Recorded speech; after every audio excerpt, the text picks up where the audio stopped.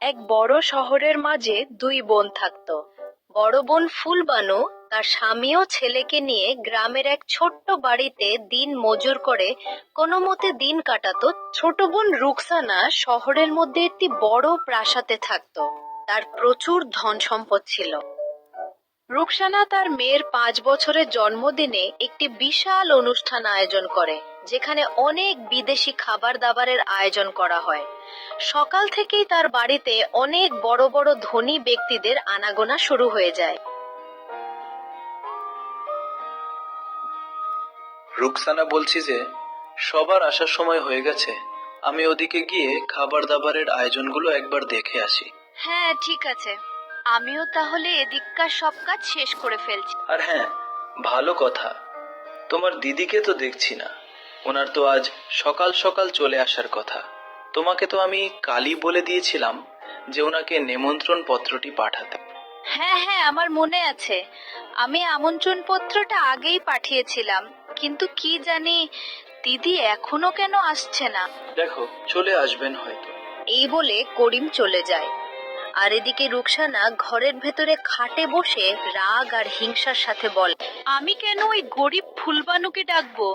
ও আমার দিদি হতে পারে, কিন্তু তা বলে আমি ওকে আমার বাকি বড় লোক বান্ধবীদের সামনে নিজের দিদি বলে পরিচয় দিতে পারবো না।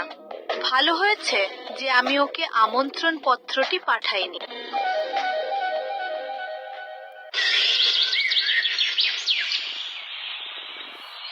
এদিকে ফুরবানু তার বাড়ির সামনে জামা কাপড় ধুয়ে শুকাতে দিচ্ছিল। আর এমন সময় রুকসানার গ্রামের দুই ধনী বান্ধবী ফুলবানুর বাড়ির সামনে দিয়ে যাচ্ছিল। কি ব্যাপার ফুলবানু, তুমি এখনো পার্টিতে যাওনি? আমরা তো ভাবলাম যে তুমি হয়তো সকাল সকাল পার্টিতে পৌঁছে গেছো। তোমার বোনের মেয়ের 5 বছরের জন্মদিন উপলক্ষে এত বড় পার্টির অ্যারেঞ্জমেন্ট করা হয়েছে। ফুলবানুর মুখটা শুকিয়ে গেল, কারণ ও এ ব্যাপারে কিছু জানতো না। তবুও ও জানার ভান করে ওদেরকে বলল, হ্যাঁ হ্যাঁ, আমি তো অনেক আগে যাব বলেই ঠিক করেছিলাম, কিন্তু হঠাৎ করে কয়েকটা কাজ মনে পড়ে গেল, তাই এই কাজগুলি আমি শেষ করে যাচ্ছি। ও যাক বাবা, ভালো। না হলে আমি তো ভাবছিলাম যে তোমার বোন তোমাকে আমন্ত্রণই জানায়নি। না না, তা কেন করবে? আমি তো ওর নিজের দিদি, ও তো আমায় অনেক আগেই আমন্ত্রণ জানিয়েছিল। যাক বাবা, ভালো। এই চল, আমাদের আবার দেরি হয়ে যাচ্ছে, চল চল। ওরা চলে গেলে ফুলবানুর মুখে একটা হতাশার ছায়া নেমে আসে। সে মনে মনে ভাবতে থাকে, আমার বোন এত বড় অনুষ্ঠান করছে, সে তবুও আমায় একবার জানালো না। হয়তো অনেক কাজের চাপে আমায় নিমন্ত্রণ করতে ভুলে গেছে। আমি তো ওর দিদি, আমাকে তো অনুষ্ঠানে যেতেই হয়। ঘরের ভেতরে গিয়ে ফুলবানু সবটা তার স্বামীকে বলল। তা গিন্নি, তুমি যে বলছো ওই অনুষ্ঠানে যাবে, কিন্তু আমাদেরকে তো তোমার বোন আমন্ত্রণ জানায়নি। আর বিনা আমন্ত্রণে যাওয়াটা তো ঠিক না, না? না না, তেমন কোনো ব্যাপার না। আমি নিশ্চিত আমার বোন কাজের চাপে আমায় আমন্ত্রণ জানাতে ভুলে গেছে, কিন্তু আমার তো দিদি হিসাবে যাওয়া উচিত। হ্যাঁ মা, চলো না আমরা অনুষ্ঠান বাড়িতে যাই। ওখানে নাকি অনেক বিদেশি খাবারের আয়োজন হয়েছে। কি গো, দেখেছো ছেলেটাও যেতে চাইছে। ঠিক আছে, তোমরা গেলে যাও, আমি মাঠে যাচ্ছি, আমার কাজ আছে। আর হ্যাঁ, বলছি যে গেলে খালি হাতে যেও না, কিছু ভালো জিনিস নিয়ে যেও। ওটা নিয়ে তুমি চিন্তা করো না, আমি অনেক আগে থেকেই ব্যবস্থা করে রেখেছি। এরপর ফুলবানুর স্বামী মাঠে কাজ করতে চলে যায়, আর ফুলবানু তার ছেলেকে নিয়ে রুকসানার বাড়ির উদ্দেশ্যে রওনা দেয়।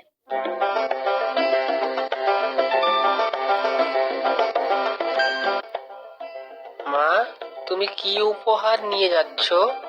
আমি একটা সুন্দর হাতে বোনা উলের চাদর নিয়ে যাচ্ছি। এই চাদরটি আমি খুব যত্নের সাথে বানিয়েছিলাম, যে বোনের মেয়েকে দেব বলে। আমি নিশ্চিত যে আমার বোন এই চাদরটি দেখে অনেক প্রশংসা করবে।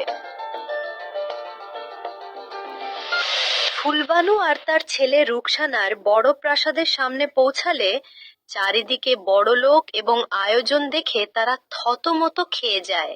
মা, এখানে সব বাচ্চারা তো খুব ভালো ভালো জামা কাপড় পরেছে, আমার না খুব লজ্জা করছে।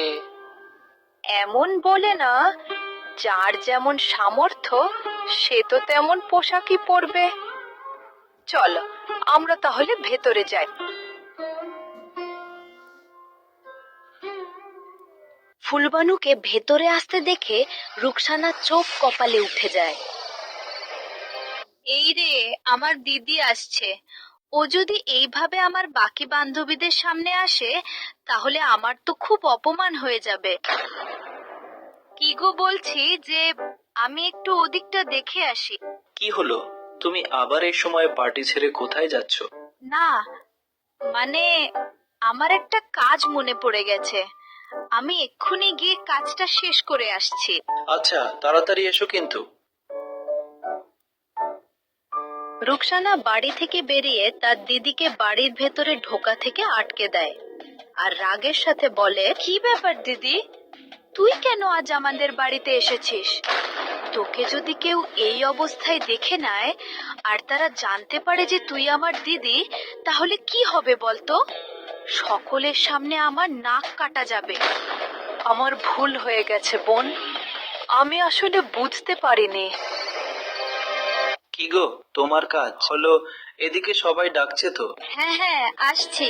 রুকসানা দ্রুত তাদেরকে বাড়ির একটি স্টোর রুমে ভেতর নিয়ে আসে এবং রাগের সাথে বলে, শোন দিদি, এখন বাইরে অনেক লোকজন আছে, তাদের সামনে যাবি না তুই। এখানে এই ঘরেই চুপ করে বসে থাকবি, আর ভুল করেও কেউ যাতে জানতে না পারে যে তুই আমার দিদি। ঠিক আছে বোন, কেউ জানতে পারবে না যে আমি তোর দিদি। কিন্তু বোন, আমি তোর মেয়ের জন্য এই নিজের হাতে বোনা উলের চাদর নিয়ে এসেছি। সকলে আমার মেয়ের জন্য কত দামি দামি সোনা আর রূপার প্রেজেন্ট নিয়ে এসেছে। যদিও তোর এই কম দামি চাদর লাগবে না, তাও তুই নিজে যখন নিয়ে এসেছিস তবে দে, আমি আসলে আর কথা বাড়াতে চাই না। রুকসানা ফুলবানুর কাছ থেকে চাদরটি নিয়ে সেখান থেকে দ্রুত চলে যায়। আর এদিকে ফুলবানু আর তার ছেলে অপমানে দুঃখে কষ্টে মাটিতে বসে হাউ হাউ করে কাঁদতে থাকে।